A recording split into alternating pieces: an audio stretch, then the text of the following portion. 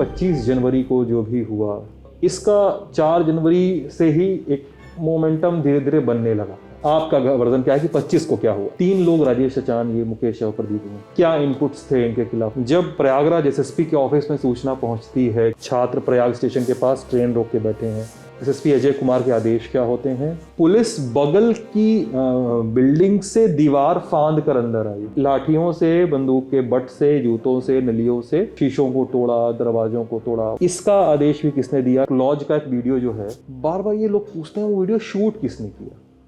प्रयागराज में जो बहुत कुछ होता रहता है, पढ़ने वाले स्टूडेंट्स आते हैं और प्रोटेस्ट करते हैं, कॉफ़ी हाउस पे अड़ीबाजी होती है, सलोरी में शुक्ला मार्केट के आसपास चाय पीते हुए देखे जाते हैं, बघाड़ा में अड़ीबाजी करते हैं और किसी एक तारीख को पहुंच जाते हैं प्रयाग स्टेशन पे अपनी मांगों को लेकर। पुलिस कार्रवाई के वीडियो आते हैं और तमाम वीडियो के बीच में, उस पूरी भरमार के बीच में एक और वीडियो आता है प्रयागराज के एसएसपी का, पुलिस अधीक्षक, वरिष्ठ पुलिस अधीक्षक अजय कुमार जी हैं, जो इस समय प्रयागराज एसएसपी के पोस्ट में हैं। वो सलोरी के ईश्वर शरण डिग्री कॉलेज के गेट के सामने एक दुकान पे खड़े थे और माइक लेके बता रहे थे कि वो कहाँ, उनका स्ट्रगल क्या रहा है, और उस पूरे बवाल के बीच छात्रों को थोड़ी प्रेरणा दे रहे थे। समय चल रहा है, उसके बारे में आपको सचेत करने में आया हूँ। जो मुकदमा लिखा गया है उसमें 3 खुराफाती लोगों को गिरफ्तार करके जेल भेजा जा रहा है।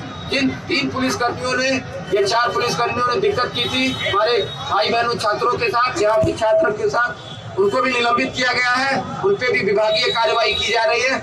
आपको आश्वस्त करने आया हूँ कि मेरे लिए सभी बराबर हैं। मैं चाहता हूँ शांति व्यवस्था बनी रहे और किसी भी हमारे भाई बहन छात्र को कोई बहकावे में न ले पाए। आपका भविष्य अच्छा हो, स्वर्णिम भविष्य के मालिक बने आप यहीं से सिलेक्ट होकर जाए, जो आप लक्ष्य लेकर आए हैं उसमें सफल होकर जाए, अपने गांव और शहर लौटे, ताकि आपका नाम हो, आपके माता पिता का नाम हो।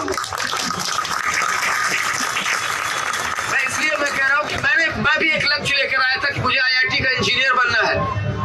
मैं इंजीनियर बना, मेरा सपना पूरा हुआ। उसके बाद मैंने विदेश में नौकरी की, 5-6 साल नौकरी करने के बाद फिर आईपीएस की परीक्षा दिया। पहले ही अटेम्प्ट में सिलेक्ट हुआ और आपके सामने यहाँ पे खड़ा हूँ। मैं यही का प्रोडक्ट हूँ। इसलिए मैं कह रहा हूँ आप सब में वो मादा है, वो जज्बा है, वो कुव्वत है कि आप सब अच्छा कर सकते हैं। आप मेहनत करिए, समय का सदुपयोग करिए और जब सही समय आएगा, एग्जाम आएगा, उस घड़ी में आप बढ़िया परफॉर्मेंस दीजिए। आप सेलेक्ट होंगे, आपका परचम बुलंद होगा, आपका सिर ऊंचा होगा। मैं आपको ये शुभकामनाएं देता हूँ, बधाइयां देता हूँ। एक बार पुनः आपको सचेत करता हूं भाइयों बहनों कि आप ऐसे शरारती तत्वों के, जो इस चुनाव के दौरान तमाम नेता उभर रहे हैं, छद्म नेता मैं कहूंगा, छद्म, जो छात्रों के भविष्य के साथ खिलवाड़ करता है वो नेता नहीं कहा जा सकता, वो छद्म नेता है। जो युवा शक्ति के साथ खिलवाड़ कर रहा है वो छद्म नेता है। ऐसे नेताओं से आप सावधान रहिएगा। जो मुकदमा दर्ज हुआ उसमें निष्पक्ष कार्रवाई होगी, किसी निर्दोष के खिलाफ कार्रवाई नहीं होगी। मैं आपको प्रॉमिस करके यहाँ पे जा रहा हूँ। पुलिस को यह भद्रता करती है, उसका रिपोर्ट हमको करें। 94-44-0-248 ये नंबर है एसएसपी का, आप सीधे इस पे संपर्क कर सकते हैं। आपके साथ कोई दिक्कत नहीं होगी। एक बार पुनः सभी आपके स्वर्णिम भविष्य की शुभकामनाएं देते हुए और गणतंत्र दिवस की शुभकामनाएं देते हुए अपनी वाणी को विराम देता हूँ। जय हिंद, जय भारत। नमस्ते, मैं सिद्धांत हूँ। मेरे साथ प्रयागराज के एसएसपी अजय कुमार हैं। और सर, बात करने के लिए बहुत बहुत शुक्रिया हमसे। धन्यवाद सिद्धांत। और आपका वो वीडियो बड़ा वायरल है। मैं बहुत सारी बातें पूछना चाहता था आपसे इस पूरी घटना पे, लेकिन आपका वो वीडियो बड़ा वायरल है जिसपे आपको खड़े हैं आईएसडीसी के सामने और छात्रों से बातचीत कर रहे हैं और बता रहे हैं कि आप भी उनकी तरह थे। और उसके बाद हम 2 दिनों से घूम रहे हैं सलोरी, बघाड़ा के आसपास गलियों में अंदर। लोग बता रहे हैं कि यार अब हम लोग को तो ये टेंशन है ज़्यादा, सब कुछ है ठीक है, प्रोटेस्ट वगैरह चलता रहेगा, सब कुछ है, तो एक टेंशन ये भी है कि एसएसपी जी अब क्या करते हैं, इनकी कहानी क्या है। बिल्कुल, बताइए सर। सिद्धांत, अच्छा सवाल है और मैं उम्मीद करता हूं कि शायद इन सवाल के जवाब से हमारे कुछ छात्रों को अगर प्रेरणा मिलती है तो शायद मेरा ये समय देना बहुत ही सार्थक सिद्ध होगा। तकरीबन 1999 का साल था आज के करीब 21-22 साल पहले की बात है, जब मैं यहीं के जहाँ पे आप गए थे सलोरी के पास ओम गायत्री नगर इलाका है, उसमें मैंने इंजीनियरिंग की तैयारी की थी। तकरीबन 6 माह मैं यहीं प्रयागराज में रह करके ओम गायत्री नगर के एक लॉज में रह करके अपने एक साथी के साथ इंजीनियरिंग की तैयारी की थी। और जैसा कि मैंने सारे स्टूडेंट्स को कहा कि स्टूडेंट्स, डियर स्टूडेंट्स, आप मेहनत करिए और समय का सदुपयोग करिए, और जब एग्ज़ाम का वक्त आता है तो आप बेस्ट से बेस्ट परफॉर्मेंस दीजिए। कोई ताकत आपको सफल होने से नहीं रोक सकती। वही मेरे भी साथ हुआ और मुझे पूरे उत्तर प्रदेश में 108वीं रैंक मिली थी, और उस रैंक की बदौलत मैं हरकोट बटलर टेक्नोलॉजिकल इंस्टीट्यूट, जो कि अब यूनिवर्सिटी हो गया है, HBTU कानपुर में मैंने मैकेनिकल इंजीनियरिंग कोर्स में दाखिला लिया था। वहाँ से मैं मैकेनिकल इंजीनियर बना, 2004 में पास आउट किया। उसके बाद तकरीबन 6-6.5 साल मैंने अपने प्रदेश में, मुंबई में और फिर UAE में करीब 2-2.5 साल जॉब करने के बाद मैंने फिर सिविल सर्विसेज में जाने का फ़ैसला लिया था। तो कुल मिला के मैं यही कहना चाहता हूँ कि मैं इन्हीं स्टूडेंट्स की तरह, इन्हीं छात्रों की तरह, मैं इन्हीं सलोरी ओम गायत्री नगर इलाकों में मैंने रह करके खुद खाना बना करके, वैसे ही जैसे लड़के स्टूडेंट रहते हैं, जैसे रहते दो हैं, लोग साथ में, उसी कमरे में किचन, उसी कमरे में सोना, उसी कमरे में पढ़ना, सब कुछ उसी में है। और खुद अपने हाथों से रोटियां बना के, खाना बना के खाते हुए, और 6 महीने की बहुत अथक परिश्रम किया था और उसमें मैं सफल हुआ। और सफल होते होते सिविल सर्विसेज का एग्ज़ाम दिया। एक ही अटेम्प्ट मुझे मिला था और एक ही प्रयास में मैं IPS ऑफिसर बना। 108वीं रैंक वहाँ भी मेरी आई थी। इत्तेफाक था कि 108वीं रैंक उत्तर प्रदेश में अभी आई थी और 108वीं रैंक ऑल इंडिया भी मेरी आई थी, और उस रैंक की बदौलत मैं IPS ऑफिसर अपने UP कैडर में बना और पिछले 10 वर्षों से समाज की सेवा कर रहा हूँ। अच्छा, मैं आपसे बात करते करते ऊपर देखने लगा था, क्योंकि मुझे ये भी जानना था कि जिस समय आप थे उस समय यहाँ पे SSP कौन था। तो प्रमोद तिवारी जी थे यहाँ पे SSP, जिस समय आप सलोरी में रह के पढ़ाई कर रहे थे। उसमें इलाहाबाद का माहौल कैसा हुआ करता था? इतनी उत्सुकता और इतना ज़्यादा, क्योंकि एक वो समय था जब देश मतलब अलग तरीके की एज पे था, तो छात्र उस समय कैसे रहते थे, कितना जागरूक रहते थे, ये मैं जानना चाह रहा हूँ। बिल्कुल, आज के करीब 20-21 साल पहले, क्योंकि मैं अपने बारे में बताऊं, मैं बहुत शुरू से बहुत ही फोकस्ड और अपने टाइम का पक्का, मेहनत का बिल्कुल पक्का आदमी रहा हूं। और मैं आपको बताऊं, वहाँ पे मैं अपने एक दोस्त के साथ रहता था। वो दोस्त भी मेरे बस्ती ज़िले का ही रहने वाले थे, और मेरा जो एक्टिविटी था वो अपनी पढ़ाई को लेकर के, पढ़ाई से लेकर मैं कोचिंग इंस्टीट्यूट यहाँ आता था, फिर वापस लौटता था। बहुत ज़्यादा मेरा इस तरह का नेचर नहीं था कि मैं बहुत सारा जानकारी हासिल करूं, और इस तरह से, क्योंकि इंजीनियरिंग की तैयारी कर रहा था तो फिजिक्स, केमिस्ट्री, मैथ्स, इन्हीं तीनों पे मेरा फोकस हुआ करता था। लेकिन हाँ, इतना ज़रूर कह सकता हूँ कि उन दिनों जैसे आज की जो सुविधाएं हैं, ऑनलाइन क्लासेस हैं, यूट्यूब है, मोबाइल है, व्हाट्सएप है, इंटरनेट है, वो तब नहीं था। उसका प्रचार प्रसार नहीं था। हम लोग पूरा काम मैनुअल होता था और बस किताबों के सहारे हम लोग किसी तरह से पढ़ाई करते थे। तो उस टाइम काफ़ी शांत रहता था। कभी हम लोग इस तरह की कोई घटनाएं नहीं देखते थे। उस तरह ज़्यादा शांति रहती, बहुत ही शांत था उस टाइम, और केवल अपनी पढ़ाई पे फोकस रहता था। यही कारण था कि 6 महीने में ही हम लोग सेलेक्ट हो गए और अपने जो लक्ष्य था उसको हासिल कर लिया। आपके रूममेट जो उस समय थे, पार्टनर, हाँ, वो कहाँ है? आपसे बातचीत होती है? हाँ, वो भी सेलेक्ट हुए, और वो IIT रुड़की से उन्होंने मेरे 2 साल बाद वो सेलेक्ट हो पाए, लेकिन वो फिर IIT रुड़की से उन्होंने BTech किया। अच्छा, बातचीत अभी भी होती है? हाँ। ये कहा जाता है कि प्रयागराज से आप निकल के भले ही IAS बन जाओ, IPS बन जाओ, गृह सचिव बन जाओ, जो भी बन जाओ, कितना बड़ा ब्यूरोक्रेट में जाओ, प्रयागराज तब तो इलाहाबाद के नाम से जाना चाहता था। वो वाला पीरियड आपके अंदर से नहीं निकलता, वो ट्रेनिंग नहीं निकलती उस समय जो आपने अपने क्वार्टर में बैठ के खाना बनाया है, अपने क्वार्टर में जो तंगी झेली है पैसे की, वो सब कुछ कहीं निकलता नहीं है। बिल्कुल नहीं निकलता है। और मैं समझता हूँ कि हर एक इंसान को अपना पास्ट याद रखना चाहिए और उससे लेसन लेना चाहिए, सबक लेना चाहिए, और उसी तरह की संवेदनशीलता अपने अंदर आत्मसात करनी चाहिए ताकि वो आपके हर एक्शन में झलके, और जब भी आप कभी किसी को भी देखें तो आप कम से कम उसे कोरिलेट कर सकें और उसकी समस्याओं को और संवेदनशीलता से सुन के उसका समाधान कर सकें। मैं प्रयागराज में तत्कालीन इलाहाबाद हुआ करता था, उस टाइम मैं इसी तरह से लॉज में बहुत ही तंग एक कमरे में हम लोग रहते थे, और वो जो परेशानियां थी उस टाइम की, यद्यपि अब सोचने पे वो परेशानियां नज़र आती हैं, लेकिन उस समय उसी में हम बहुत खुश थे और अपने हाथों से रोटियां बनाते थे, सब्ज़ी और दाल सब कुछ अपने हाथों से बनाते थे, बर्तन धोते थे अपने हाथों से, और उसके बाद फिर जा कर के तैयारी करते थे, कोचिंग में पढ़ते थे, साइकिल चलाते हुए जाते थे, आते थे। इस तरह की दुश्वारियां, आज के हिसाब से दुश्वारियां, लेकिन उस समय उसमें बहुत खुश थे। उन संघर्षों में, उन पसीने की बूंदों में हमको बहुत खुशी मिलती थी और सीखते थे, मेहनत करते थे, और उसी की बदौलत फिर हम अपने लक्ष्य को भी हासिल किए और अल्टीमेटली हम यहाँ हैं। आज सेवा का अवसर मुझे मिला हुआ है। यूपीएससी वाला जो आपका समय था, जिस समय आप यहाँ नहीं थे, हिंदुस्तान में नहीं थे, और जो मुझे ऑनलाइन जितनी जानकारी मिलती है और लोगों से बतिया के जानकारी मिलती है, मतलब मेरे कई सारे IAS IPS मित्र हैं, तो उनसे बातचीत में ही पता चलता है कि आप इंडिया में नहीं थे, UAE में थे, नौकरी कर रहे थे किसी ऑयल कंपनी में, नेचुरल गैस की कंपनी में किसी प्रोड्यूसर में काम कर रहे थे। इंजीनियरिंग वाली जो आपने बताया कि इंजीनियर थे, वहाँ पे भी शायद आप, और बेहद टफ फेज़ में, और ऐसे मोमेंट पे आपने डिसाइड किया, जो आपने बताया कि आपका पहला और आखिरी अटेम्प्ट था यूपीएससी का, आपने बहुत एज पे डिसाइड किया कि आपको पब्लिक सर्विस में आना है। मैं चाहता हूँ वो बताइए, और उसके बाद जो मुखर्जी नगर का जो पूरा वक्फा है, थोड़ा उसके बारे में। सिद्धांत, जैसा मैं कह रहा था कि मैं 2004 से लेकर के तकरीबन 2009 तक एक्टिवली इंजीनियरिंग के काम करता रहा।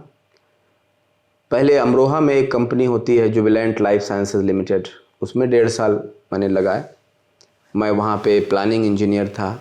इसी तरह से रिलायंस कंपनी में मैं नवी मुंबई में प्रोजेक्ट हेडक्वार्टर में मैं उनके प्लानिंग इंजीनियर के तौर पे काम किया। वहीं से मैंने रिलायंस कंपनी के माध्यम से हमने पाइपलाइन डिज़ाइन का काम सीखा। पाइपलाइन डिज़ाइनिंग के बाद मुझे एक ऑफ़र मिला UAE से, अबू धाबी से, और वहाँ पे जा कर के मैं पाइपलाइन इंजीनियर बना। बहुत हाईली पेड जॉब थी वो, पे पैकेज बहुत अच्छा था। वहाँ पे मैं ऑयल एंड गैस की पाइपलाइन, अंडरग्राउंड पाइपलाइन डिज़ाइन करने का काम करता था। अच्छा, वो ऑफिशियल जॉब थी, लेकिन सॉफ्टवेयर्स पे काम करना पड़ता था और मैं उसमें एक्सपर्ट हो चुका था। मेरी सैलरी भी उस टाइम 3,84,000 यानी 3,84,000 रुपये प्रति माह की मेरी सैलरी हुआ करती थी। और UAE में, अबू धाबी में हम लोग उस समय के हिसाब से 3,84,000 रुपये प्रति माह की सैलरी थी। मेरी पत्नी मेरे साथ रहती थी और वहीं पे मेरी एक बेटी आस्था, जो आज 12 साल की है, वो 6 महीने की उस वक्त थी जब मैंने सोचना शुरू किया कि अब मुझे सिविल सर्विसेज में जाना है और सिविल सर्विस की तैयारी करनी है। चूँकि एक सेटल्ड जॉब में मैं था, इतना हाईली पेड जॉब थी, पे पैकेज अच्छा था, सब कुछ सेटल्ड था, शादी हो चुकी थी, बेटी पैदा हो चुकी थी, तो मेरे लिए बहुत टफ डिसीज़न था। मेरी पत्नी मुझे मना करती कि आप सिविल सर्विस में मत जाइए, क्योंकि एक ही अटेम्प्ट तब बचा हुआ था, मेरी एज 28.5 हो चुकी थी, तो एक तरह से फर्स्ट एंड लास्ट अटेम्प्ट मेरे लिए शेष था। लेकिन मैं अपनी जॉब को छोड़ना चाहता था, क्योंकि मेरा मन उसमें अब नहीं लग रहा था। मैं और ज़्यादा दुनिया को समझना चाहता था, इंसानों को समझना चाहता था और अपने देश में आके सेवा करना चाहता था। इस पैशन के कारण अल्टीमेटली मैंने डिसाइड किया, अपनी वाइफ को कन्विंस किया, और वहाँ पे जो हाईली पेड जॉब थी उसको मैंने रिज़ाइन करके सीधे दिल्ली में आया। मुखर्जी नगर में मैंने अपनी तैयारी शुरू की थी। मुखर्जी नगर में हिंदी लिटरेचर, पब्लिक एडमिनिस्ट्रेशन, ये 2 सब्जेक्ट ऑप्शनल के रूप में ले करके मैंने अपनी तैयारी शुरू की। और जैसा कि मैंने स्टूडेंट्स को बताया कि हार्ड वर्क और फोकस, उसके साथ मेहनत करने का ज़रूर परिणाम मिलता है, और वैसा भी परिणाम मुझे मिला। पहले ही अटेम्प्ट में, यद्यपि वो मेरा लास्ट अटेम्प्ट भी था, मुझे ऑल इंडिया रैंक 108वीं मिली और उसी के कारण मुझे आईपीएस अपने होम कैडर में मिला और मैं सफल हुआ। इस तरह की मेरी कहानी रही और पिछले 10 सालों से मैं आईपीएस में यूपी कैडर में सेवाएं दे रहा हूँ। यूपी के कई सारे अधिकारी ये भी हम लोगों से बातचीत में कहते हैं कि अजय जी बहुत मीठा मीठा और बहुत मृदु भाषी हैं, बोल के ही अधिकतर मैटर सुलझा लेते हैं। कितनी सच्चाई है इस बात में, आप बताइए। देखिए सिद्धांत, चूँकि जहाँ तक बातचीत का सवाल है, ये एक पर्सनालिटी का और नेचर का हिस्सा होता है, इसको बदला नहीं जा सकता। और पब्लिक लाइफ में आप एक्टिंग ज़्यादा नहीं कर सकते हैं, तो ये मेरा नेचर है। और मैं आपको बताऊं कि मेरा ये कॉन्सेप्ट और मेरा एक उसूल है कि हमको ईश्वर ने अगर या सिस्टम ने पुलिस ऑफिसर बना के भेजा है तो हमारा व्यक्तित्व टफ या हार्ड नहीं होना चाहिए। और हमें अगर एक तरफ क्रिमिनल से अपराधियों के प्रति सख्त रुख अपनाना चाहिए तो उसी तरह से आम आदमी के लिए हमको नरम रहना चाहिए। और मेरा ये मानना है कि 99.99% आम आदमी बहुत अच्छे लोग होते हैं, इसीलिए मैं उनको भाई बंधु और मित्र की तरह देखता हूँ। इसीलिए मैं उनसे नरम रहता हूँ, बहुत ही नरम रवैया रहता है, मित्रवत रहता हूँ। जबकि जो हार्ड क्रिमिनल्स हैं, माफिया हैं, गुंडे मवाली तत्व हैं, उनके प्रति मैं बेहद सख्त रहता हूँ। जिन जिन ज़िलों में मैं रहा हूँ वहाँ से आप रिकॉर्ड देख सकते हैं। तमाम ऐसे माफिया अपराधी जो कि जनप्रतिनिधि के रूप में इलेक्टेड थे, उन्होंने भी गलत काम किया तो मैंने मुकदमे लिखे, मैंने कार्रवाइयाँ की और उन्हें 6-6 महीने के लिए अपने इलाकों से पलायन करना पड़ा। कई इलाके थे जो पलायन के लिए उनका नाम लिया जाता था, उसमें कई ऐसे तत्व एंटी सोशल एलिमेंट्स जिनके खिलाफ तमाम अपराध थे, जब उन्होंने दोबारा अपराध किया तो मैंने उनको रिलेवेंट सेक्शंस में बुक किया और अपनी जो कानूनी कार्रवाई होती है उसी के माध्यम से उनको वो इलाका छोड़ने पे मजबूर किया था। तो मेरा नेचर इसी तरह का है, सामने वाला जिस तरह का रहता है और जिस तरह का डिज़र्व करता है, जो कानून मुझे अलाउ करता है उस तरह की मैं कार्रवाई करता हूँ। पहले पोस्टिंग फिरोज़ाबाद में? हाँ, बतौर पुलिस अधीक्षक मेरा पहला ज़िला फिरोज़ाबाद था और इत्तेफाक ऐसा रहा कि दूसरी बार भी वहाँ पे कार्य करने का मुझे मौका मिला। फिरोज़ाबाद से शामली? फिरोज़ाबाद ज़िले का मैं 2 बार एसपी रहा हूँ। फिरोज़ाबाद से शामली गए? हाँ, फिरोज़ाबाद के बाद मेरा ज़िला शामली था जहाँ पे मैंने 1 साल सेवाएं दी। उसके बाद वहाँ से ट्रांसफ़र आउट होकर मैनपुरी ज़िले में मैंने वहाँ भी 1 वर्ष तक मैं पुलिस अधीक्षक मैनपुरी रहा। मैनपुरी के पश्चात दोबारा मुझे फिरोज़ाबाद एसपी होने का मौका मिला, जो कि एक रेयर अपॉर्चुनिटी थी। दूसरा टेन्योर भी मुझे वहाँ मिला 8 महीने का, बहुत अच्छा टेन्योर रहा। उसके बाद हरदोई का एसपी बनाकर मैं भेजा गया। हरदोई में भी तकरीबन 8 महीने मैं पुलिस अधीक्षक के रूप में रहा।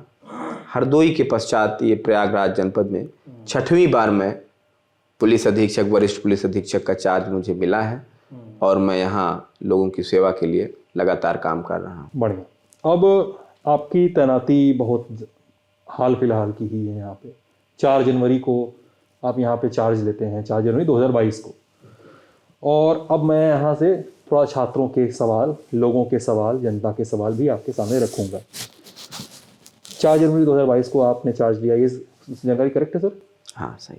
और 4 जनवरी 2022 को ही सलोरी में एक बहुत बड़ा ताली थाली का एक होता है। 4 जनवरी 2022 की रात को कई सारे स्टूडेंट इकट्ठा होते हैं, रोजगार के लिए ताली और थाली बजाते हैं।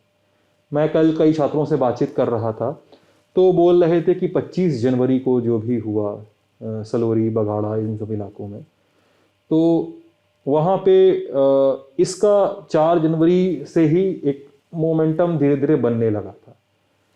15 जनवरी को आरआरबी एनटीपीसी का, 14 जनवरी को रिजल्ट आता है और उसके बाद 24 जनवरी को 2022 को ग्रुप डी वाला नोटिफिकेशन आता है जिसमें CBT 1 और CBT 2 किया जाएगा।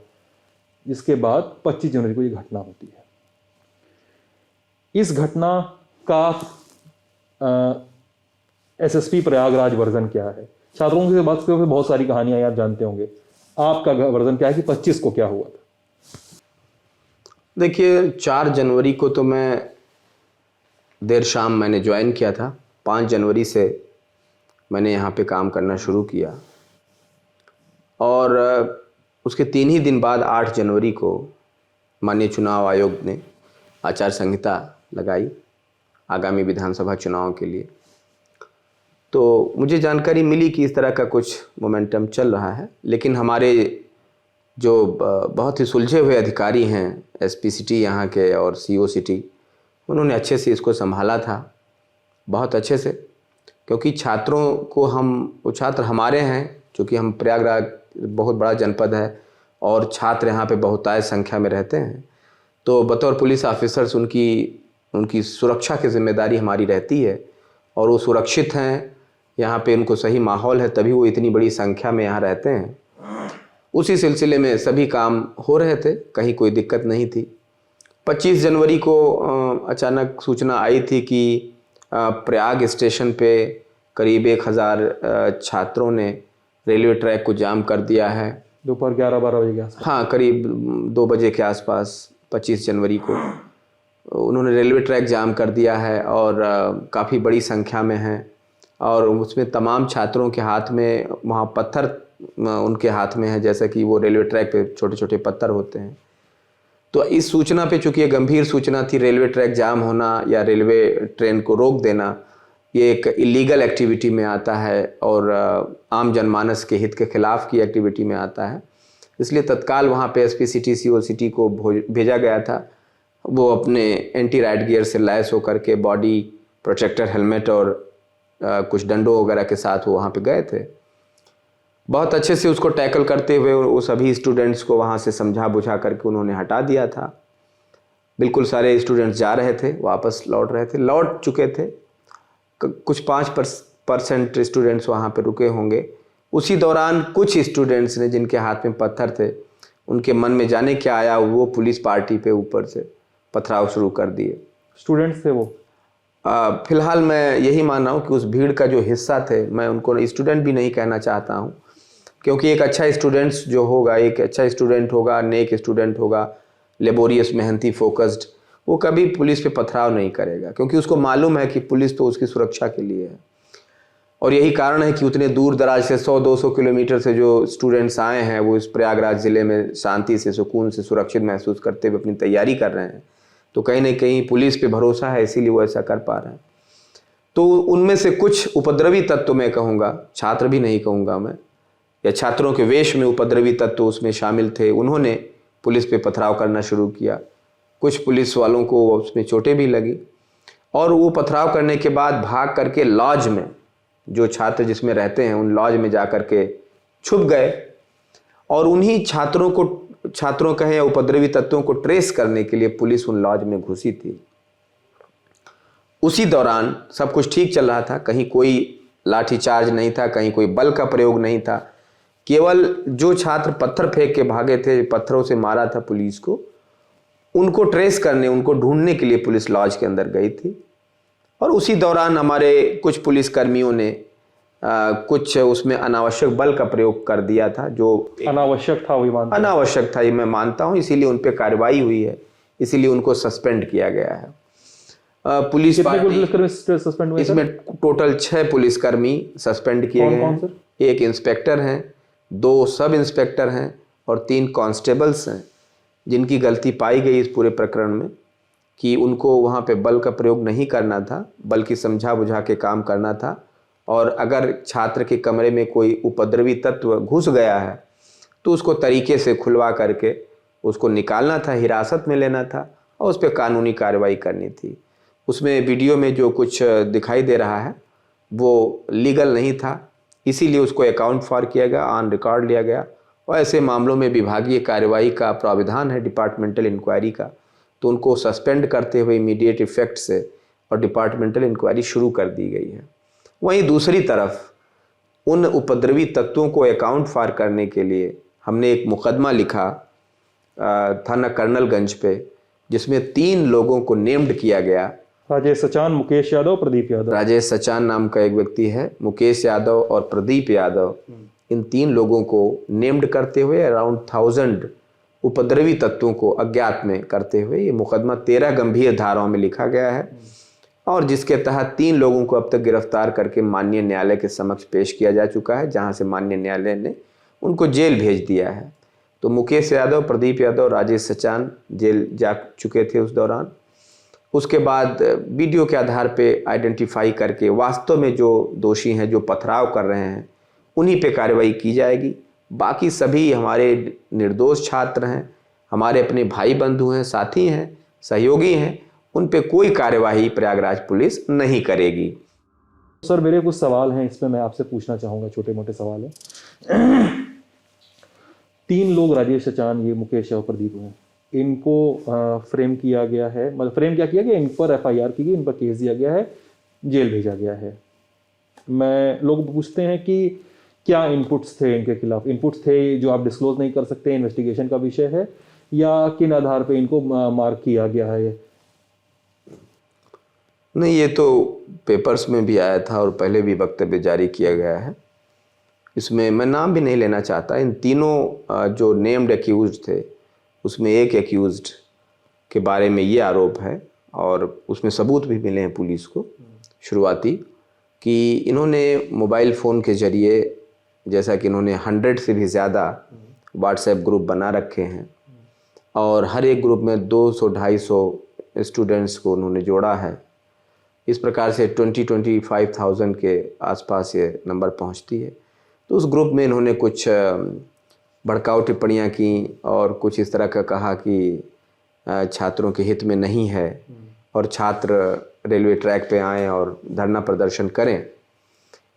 तो यद्यपि लोकतंत्र में सभी को अभिव्यक्ति का अधिकार है, विरोध का अधिकार है और इसी तरह से लोकतंत्र पुष्पित पल्लवित होता है, लेकिन रेलवे ट्रैक पे आकर जाम करना, रेलवे इंजन को क्षति पहुंचाना या रेलवे की संपत्तियों को नुकसान पहुंचाना या पुलिस पे पथराव करना, ये अभिव्यक्ति का कोई साधन नहीं है, ये इलीगल एक्टिविटी में माना जाता है।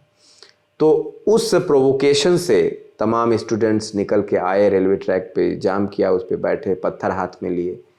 ये सब ये माना जा रहा है पुलिस के रिकॉर्ड में, पुलिस के तफ्तीश के मुताबिक, कि एक साजिश का हिस्सा है और एक उकसाने का परिणाम है, ये तो वो लोग भी कहते हैं कि जो उनके बीच से लोग थे वो नहीं थे, कुछ लोग थे जिन्होंने बदमाशी की। लेकिन वहीं पे सर ना 2 सवाल उठाते हैं वो। एक, जब प्रयागराज SSP के ऑफिस में सूचना पहुंचती है कि ये छात्र प्रयाग स्टेशन के पास ट्रेन रोक के बैठे हैं, तो SSP अजय कुमार के आदेश क्या होते हैं, नंबर 1। दूसरा सवाल उनका होता है कि जिस लॉज का वीडियो वायरल हुआ है सर, है ना, उस लॉज की दूरी प्रयाग स्टेशन से काफ़ी दूर है, मतलब आधा किलोमीटर दूर है मेरे ख्याल से, जो प्रोटेस्ट साइट था, और वो काफ़ी अंदर की तरफ गली में भी घुस के है। मतलब वो गली मतलब थोड़ी सी और बदहाल स्थिति में भी दिखती है। मैं होकर आया कल वहाँ से, और उस लॉज में जो छात्र बता रहे हैं, पुलिस बगल की बिल्डिंग से दीवार फांद कर अंदर आई, और पुलिस, कुछ बताते हैं कुछ पुलिस कर्मियों ने गेट वेट खोला तो नीचे से भी फिर पुलिसकर्मी ऊपर आए, फिर उन्होंने लाठियों से, बंदूक के बट से, जूतों से, नलियों से शीशों को तोड़ा, दरवाजों को तोड़ा। वहाँ पे निशान है, मतलब मैंने कुछ शीशों के तिरछे भी देखे वहाँ पे। ये extensive search and combing and search and catch operation है ना, इसका आदेश भी किसने दिया कि पुलिस उस पेरीमीटर पे जाके एप्रीहेंड करेगी? क्योंकि एक वीडियो और भी आया था, मुझे नहीं मालूम, मुझे माफ़ कीजिएगा कि इस अधिकारी का था, लेकिन वो कह रहे थे कि हर लॉज में जाके, हॉस्टल में जाके दोषियों की शिनाख्त की जाएगी, पहचान की जाएगी, ये और आने वाले कई दिनों तक चलेगा। ये इस घटना में शामिल होने वाले दोषियों की पहचान की जाएगी। तो वो ऑफिशियल बाइट थी। तो मैं जानना चाह रहा हूँ कि वो सर्च एंड कॉम्बिंग का, सर्च कॉम्बिंग और एप्रीहेंशन का जो ऑर्डर था वो कहाँ से जारी होता है, वो उसकी छूट क्या? क्योंकि काफ़ी विभत्स वीडियो था, आप भी मानते हैं सर। वो पुलिस वाले, वो बच्चे निकल रहे हैं अंदर, उनको पीट रहे हैं। वी डोंट नो येट कि वो कल्प्रिट हैं कि नहीं है। मैं कोई बेनिफिट ऑफ डाउट नहीं दे रहा हूँ, न पुलिस कर्मियों को, न उन छात्रों को। सस्पेंशन उधर भी है, एप्रीहेंशन इधर भी है, पकड़े गए हैं लोग। लेकिन ये सीरीज ऑफ ऑर्डर्स क्या है सर? देखिए, जब ये सूचना आई कि हज़ारों छात्र या हज़ारों उपद्रवी तत्व उन्होंने रेलवे ट्रैक को जाम कर दिया है और हाथों में पत्थर लिए हैं, पथराव कर रहे हैं, तो इस सूचना पे तत्काल एसपी सिटी जो कि जिम्मेदार अधिकारी हैं, सिटी को पूरा वो कमांड करते हैं, सीओ सिटी, और उनके साथ कई थाना प्रभारी, काफ़ी फोर्स तैयारी के साथ वहाँ भेजा गया। और केवल यह आदेश दिया जाता है, हमेशा यही आदेश दिया जाता है कि जा करके समझा बुझा करके वहाँ से हटाइए। और आपको बताना चाहेंगे कि समझाने बुझाने से बहुत लोग समझ भी गए, इसीलिए मैं कह रहा हूँ कि बहुत सारे लोग वहाँ से हट गए। और जाते समय लेकिन शायद जिसने ये साजिश रच के इनको उकसाया होगा, भड़काया होगा, उनको लगा कि शायद उनका काम नहीं बन रहा है। ये स्टूडेंट ने भी कहा हम लोगों से कि पुलिस ने बहुत अच्छे समझा के लोगों को भेजा। जी बिल्कुल। तो शायद उनको लगा होगा कि जिस मकसद के लिए वो आए थे, जैसे एक प्रदेश में ट्रेन के इंजन में आग लगते हुए वो एक वीडियो वायरल हुआ था, मैंने देखा था, कुछ ऐसा वो नहीं कर पाए, तो उन्होंने शायद सोचा हो कि कुछ पथराव किया जाए ताकि ये मामला बढ़े। तो उसमें से 4, 6, 10 लोगों ने संभवतः पथराव किया ताकि ये मामला बढ़े, और कुछ पुलिस वालों को वो पत्थर आके लगे भी, हालांकि वो पूरी तरह से मुस्तैद थे बॉडी प्रोटेक्टर और हेलमेट लगा के, तो किसी को बहुत चोट नहीं आई, लेकिन उनके शरीरों पे पत्थर लगे आकर के। और जिस कारण से पुलिस पार्टी का ये दायित्व भी बनता है, फिर वहाँ किसी आदेश की आवश्यकता नहीं पड़ती है कि जो भी पत्थर फेंक रहे हैं उनके पथराव को रोका जाए, या अगर वो नहीं मान रहे हैं, पत्थर फेंकते हुए भागते जा रहे हैं, छुपते जा रहे हैं, तो उनको ट्रेस आउट करके लाया जाए, उनको अकाउंट फाड़ किया जाए, पुलिस की डायरी में लाया जाए उनको। इसी कारण से वहाँ से 100-200 मीटर दूर तक वो चूँकि पत्थर फेंकते हुए भागते हुए जा रहे थे, उनके हाथों में पत्थर थे, पॉकेट्स में पत्थर रखे थे, जो रेलवे ट्रैक पे छोटे छोटे पत्थर होते हैं, हाँ, तो वो फेंकते हुए जा रहे थे। और इस कारण से पुलिस टीमें उनके पीछे फिर लगी। कुछ लोग उसमें से लगे कि भाई उनको केवल ओनली जो लोग पत्थर फेंक रहे थे उनको पकड़ के लाया जाए, उनको अकाउंट फाड़ किया जाए। तो देखा कि आगे चल करके वो लोग किसी लॉज में घुस गए, ऐसे रैंडमली लॉज में घुस के दरवाज़ा बंद कर लिया। तो उनको खोजने के लिए फिर वो, आपने वीडियो देखा होगा कि कुछ लोग बट से दरवाज़ा खोलने की कोशिश कर रहे हैं। तो इस पॉइंट पे मैं यही कहना चाहूँगा कि पुलिस कर्मियों के इरादे बहुत नेक थे, मगर उनका तरीका वहाँ पे ठीक नहीं रहा, जिसके कारण उन्हें सस्पेंड होना पड़ा। और मैं बतौर एसएसपी प्रयागराज, मेरे लिए पुलिस भी बराबर है, मेरे लिए स्टूडेंट्स भी बराबर हैं। अगर मेरा पुलिस वाला 5,000 की फोर्स है, उसमें 2-4 लोग गलती करेंगे तो उनकी गलती को भी मैं ऑन रिकॉर्ड लेता हूँ। और हमारे स्टूडेंट्स में अगर कोई बहुत गलती करता है या उपद्रवी तत्व कोई छिप जाता है और वो गलती करता है, तो उसको भी मैं ऑन रिकॉर्ड लेके मुकदमा उसके खिलाफ दर्ज करता हूँ। हमारा पुलिस का आदमी गलती करता है तो उसको सस्पेंड करके डिपार्टमेंटल इंक्वायरी करता हूँ। ये दोनों काम मैं बैलेंस में कर रहा हूँ।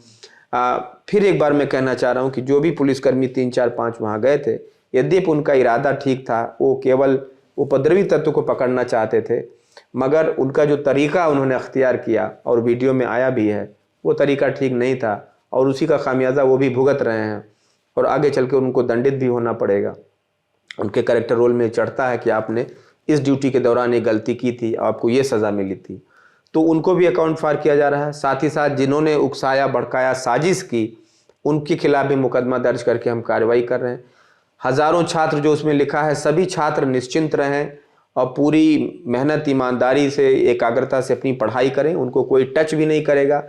मैं बतौर एसएसपी प्रयागराज उनको आश्वस्त करता हूँ, बिल्कुल निर्भय होकर के खुशी खुशी मन से अपनी तैयारी करें, सेलेक्ट हों। मैं इंश्योर करूंगा कि जस्टिस हो और किसी भी निर्दोष छात्र को जेल ना जाना पड़े, उस पर कोई कार्रवाई नहीं होगी, ये मैं इसका जिम्मा लेता हूं। अगर किसी को लगे कि उसके खिलाफ गलत कार्रवाई हुई है तो मेरे एसएसपी ऑफिस के दरवाजे 24 आवर खुले हैं, वो आके अपनी शिकायत दर्ज करा सकते हैं, उनकी मदद की जाएगी। लेकिन व्यक्तिगत तौर पर मैं सुनिश्चित करूँगा कि किसी भी निर्दोष को उसमें कार्रवाई ना हो और कोई भी हमारा निर्दोष छात्र कार्रवाई के जद में ना आए।